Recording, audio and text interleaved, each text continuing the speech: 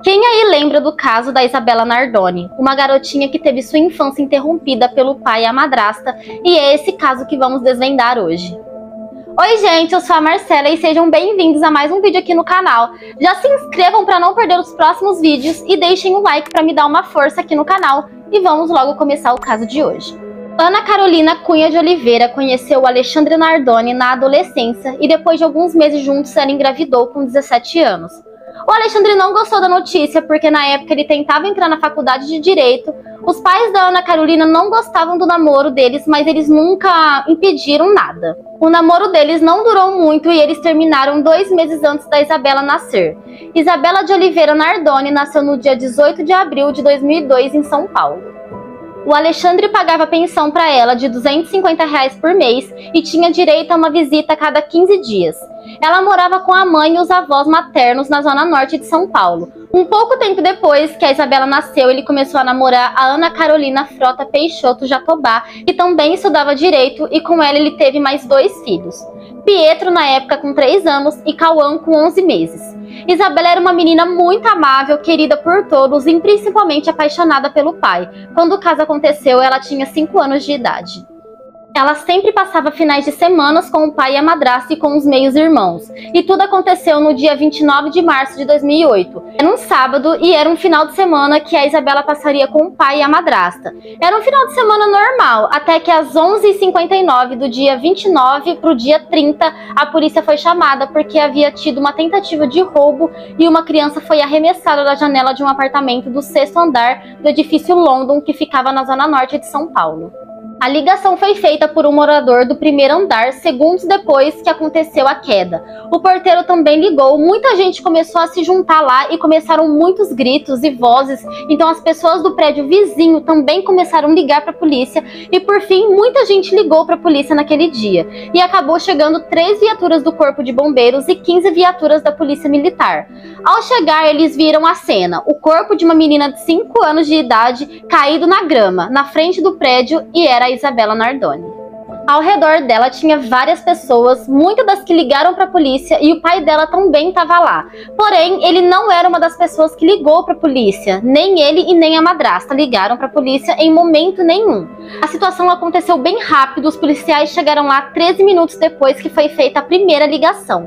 Os paramédicos ficaram tentando reanimar ela por 34 minutos. Levaram ela para o ponto-socorro, mas ela já chegou lá sem vida. E a primeira coisa que os policiais fizeram foi questionar o pai da Isabela e a madrasta.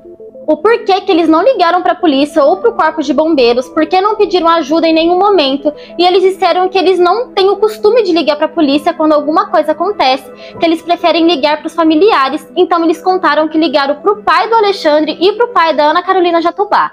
A polícia não engoliu muito a história e continuou questionando eles, e eles disseram que no momento não passou pela cabeça deles ligar. Então a polícia pergunta para eles o que realmente aconteceu. O Alexandre conta que eles chegaram na garagem do prédio e que ele pegou a Isabela no colo porque ela estava dormindo e subiu com ela, deixando ela dormindo no quarto, e desceu de novo para ajudar a esposa a subir com os outros 2 filhos e que também estavam dormindo e tinha outras coisas no carro. Então ele pediu para Ana Carolina Jatobá esperar, que ele ia levar a Isabela primeiro e que voltava para ajudar ela. E quando eles sobem para o 6º andar, eles encontram a porta do apartamento deles aberta e a rede de proteção da janela do quarto da Isabela estava cortada e eles viram o corpo dela lá embaixo no jardim de entrada. Eles contaram que o apartamento foi roubado e que a mesma pessoa pegou a Isabela e jogou ela da janela do quarto. E essa foi a versão do casal para a polícia. E logo que isso aconteceu, a Ana Carolina Jatobá pegou as crianças e foi para Guarulhos com seus familiares. Já o Alexandre foi com seu pai para Santa Casa, que foi para onde a Isabela foi levada pelos paramédicos. E logo que tudo aconteceu, nesse meio tempo, a polícia já começou uma investigação procurando o ladrão que roubou o tal prédio, né? O Alexandre foi para o hospital e depois voltou para o prédio, e chegando lá ele perguntou para a delegada Renata Pontes, inclusive ela que cuidou do caso, se ele podia subir até o apartamento porque ele queria pegar umas roupas, e ela disse que ele não podia subir, que a polícia estava lá investigando, e ele também pergunta se já prenderam o ladrão, e ela disse que ainda não, que não acharam nada dele ainda. E como foi uma coisa muito chocante, a imprensa logo já estava lá cobrindo o caso e teve uma repercussão muito rápida.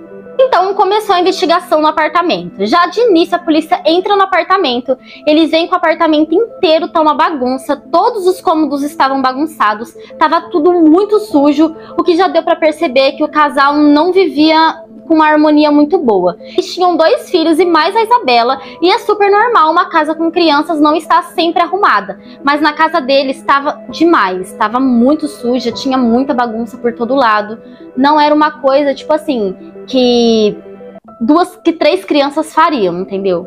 E mesmo com toda a zona que estava na casa, não havia sinais de luta corporal, como coisas fora do lugar, cadeira caída, esse tipo de coisa que aconteceria caso um ladrão entrasse trombando em tudo, porque teoricamente ele não conhecia o apartamento, né? Então ele trombaria nas coisas e essas coisas do tipo.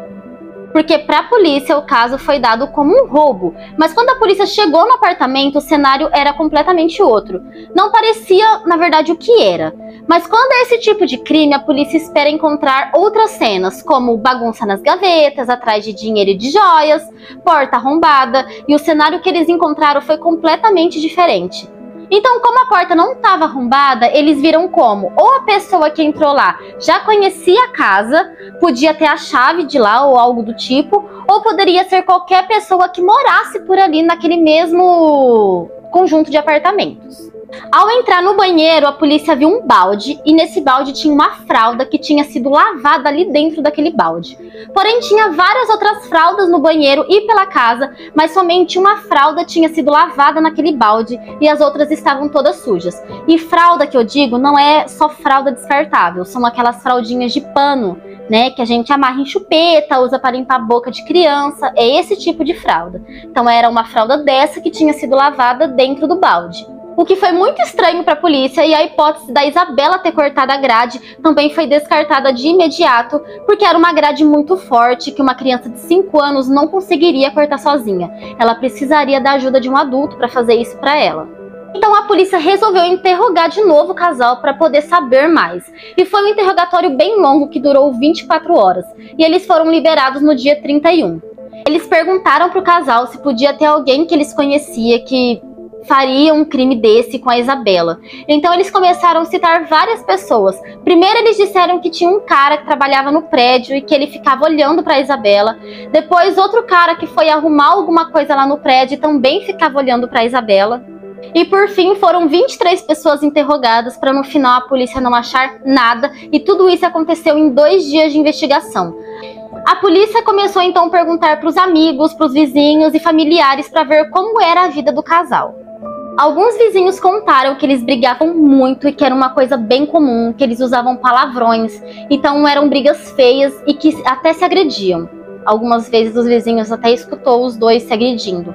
Outra coisa que contaram foi que a Ana Carolina Jatobá tinha muitos ciúmes tanto da mãe da Isabela como da própria Isabela. Uma coisa que a polícia achou bem esquisita foi que em momento algum o casal perguntava da Isabela ou questionava a polícia para ver como que estava o caso. Eles só sabiam falar que tinha um ladrão e que a polícia tinha que pegar esse ladrão. Eles simplesmente ignoravam todo o fato do que aconteceu com a Isabela. Eles também falaram para a polícia que quando eles entraram no apartamento e viram que alguém tinha jogado a Isabela da janela, eles pegaram as crianças e desceram para ver se podiam, sei lá, fazer alguma coisa para tentar ajudar. Mas isso foi desmentido pelo porteiro, porque a única pessoa que desceu foi o Alexandre. Tanto é que quando ele desceu, o porteiro perguntou para ele se ele conhecia aquela menina. Porque a Isabela não morava ali, então as pessoas não conheciam ela, não sabia quem ela era afinal.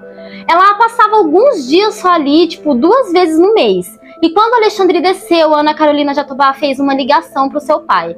A ligação foi feita 30 segundos depois da primeira ligação feita para a polícia.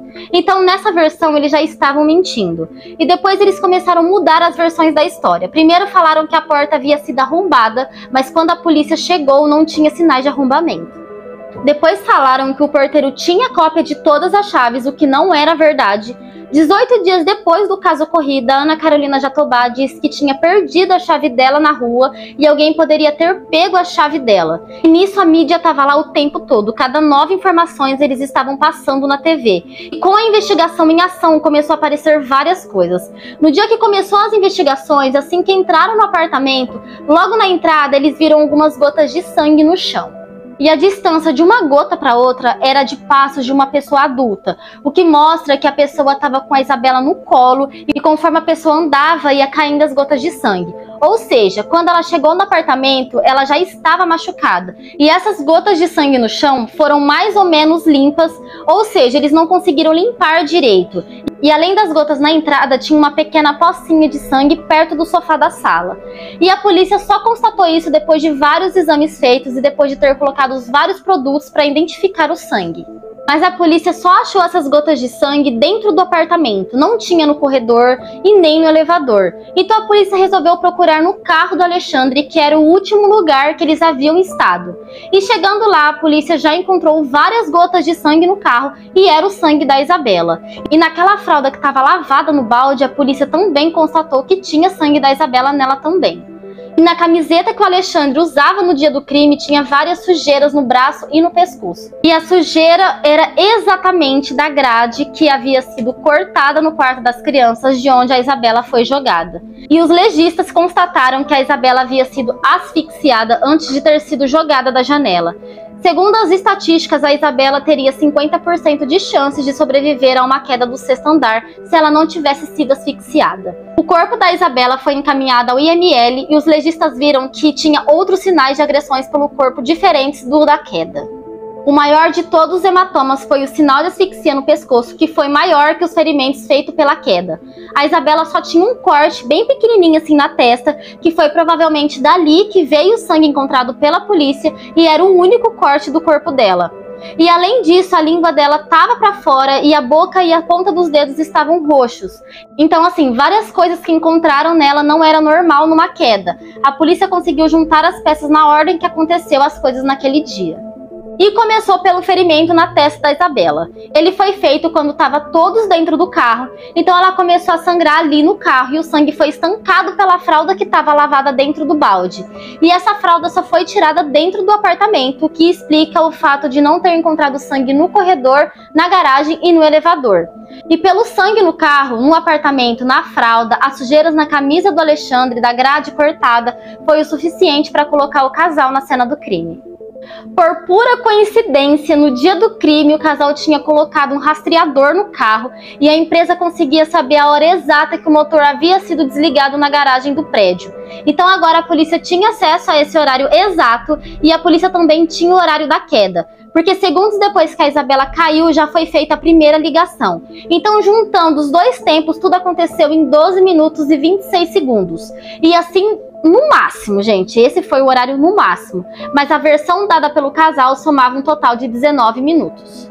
Tipo assim, 19 é muito mais que 12 e não tem a menor chance de ter levado todo esse tempo. Então agora a polícia já sabia o que tinha acontecido com a Isabela e as ordens de como tudo aconteceu.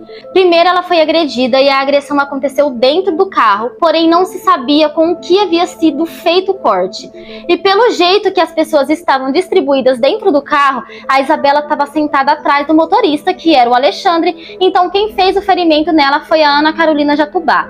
E provavelmente alguma coisa estava acontecendo lá, ou uma briga entre as crianças, ou outra coisa que levou a Ana Carolina a machucar a Isabela. E essa agressão ocasionou no único corte que ela tinha no corpo e o que sangrava. Então o Alexandre pegou a Isabela no colo e estanca o sangue com a fralda e ao mesmo tempo ele tenta fechar a boca dela, talvez para ela não gritar ou chorar, lembrando que ela tinha várias lesões na boca também. Então sobe todos pro apartamento e a Ana Carolina está com as outras duas crianças e chegando no apartamento ele tira a fralda do ferimento e joga a Isabela no chão da sala. E gente, ele joga ela com tanta força que ao cair ela tenta se proteger, que é um instinto natural, né? E quando a gente vai cair, a gente sempre coloca a mão na frente antes e nessa hora a Isabela coloca o braço para se defender e acaba fraturando o osso do rádio. E a polícia acredita firmemente que a Isabela ainda estava viva nessa hora, porque ela teve esse instinto de se defender e essa fratura não podia ter sido ocasionada pela queda da janela, porque ela caiu no gramado e a única fratura que ela poderia ter no corpo, caso tivesse caído no cimento, seria na coluna, o que ela não tinha. E ela também tinha uma fratura na bacia que foi ocasionada no mesmo tempo que o osso do braço. Que pra quem não sabe, gente, esse osso aqui, tá? O rádio. Esse ossinho que fica aqui em cima, ó. E ali onde ela foi arremessada no chão, perto do sofá, também tinha várias gotas de sangue. Porém, elas haviam sido limpas. E só foi descoberta quando a polícia procurava com reagentes mais lugares da casa que poderiam ter mais sangue da Isabela. E nesse momento, a polícia achava que a Isabela estava sentada no chão, segurando as pernas contra o peito. Assim, né? Segurando as pernas. Porque a camisa dela tinha vômito, que para ter caído daquele jeito na roupa dela, ela tinha que estar com o rosto bem próximo assim da barriga. Tinha sangue na calça dela também, que para ter caído lá, ela teria que estar com a cabeça encostada onde tinha o corte e acabou encostando na calça dela. E aí, nesse momento, acontece a asfixia. A Isabela tinha 3 lesões no pescoço pela cianose, pelo roxo dos dedos e da boca e a língua para fora, que foi causados pela asfixia feita pela Ana Carolina Jatobá. Depois disso, Alexandre corta a grade da janela do quarto das crianças com uma tesoura, pega a Isabela no colo e, segurando ela pelos pulsos, ele solta primeiro a mão esquerda e depois a mão direita. Isso tudo foi visto pelas marcas de dedos na janela. E a maneira que ela foi jogada foi delicada. E tipo assim, se fosse outra pessoa que não conhecesse ela, teria jogado ela de qualquer jeito. Mas não, ele segurou ela em pé. Primeiro ele soltou a mão esquerda dela e depois soltou a mão direita de uma forma totalmente delicada. E tinha a marca dos dedinhos dela assim na janela do quarto. A polícia fez uma reconstituição da cena exatamente na ordem que eu contei os fatos aqui. E eles usaram pessoas para saberem exatamente como havia acontecido, para ver se tudo se encaixava. E o casal foi convidado a comparecer nessa reconstituição. E quando a polícia chega a isso, é para ver se eles contam coisas que a polícia ainda não descobriu sozinhos. Como, por exemplo, como que foi causado o ferimento na cabeça da Isabela e coisas do tipo. Coisas que só quem estava junto saberia contar. E como de direito deles, eles se recusaram a ir. Dia 31 de março, a Isabela foi enterrada e no dia 3 de abril é decretada a prisão preventiva do Alexandre e da Ana Carolina Jatobá. No dia 18 de abril, o casal foi indiciado pela morte da Isabela como homicídio. E um fato nesse dia é que se a Isabela estivesse viva, ela estaria completando 6 anos de idade.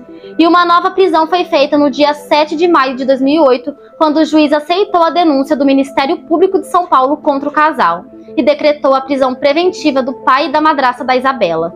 No começo de 2009, Alexandre e Ana Carolina Jatobá foram condenados por homicídio triplamente qualificado e fraude processual. Alexandre foi condenado a 31 anos de prisão e Ana Carolina Jatobá foi condenada a 26. Por decisão do juiz, eles não poderão recorrer à sentença em liberdade para garantir a ordem pública.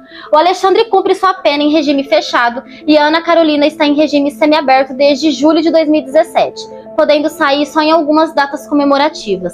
E esse ano o caso Nardoni completa 14 anos. A mãe da Isabela se casou novamente e teve seu segundo filho em 2016. E esse foi o caso de hoje, mais um caso que parou o Brasil pela brutalidade que ele aconteceu. E muito obrigado por assistirem até aqui, se inscrevam no canal e deixem um like. Beijos e até o próximo vídeo.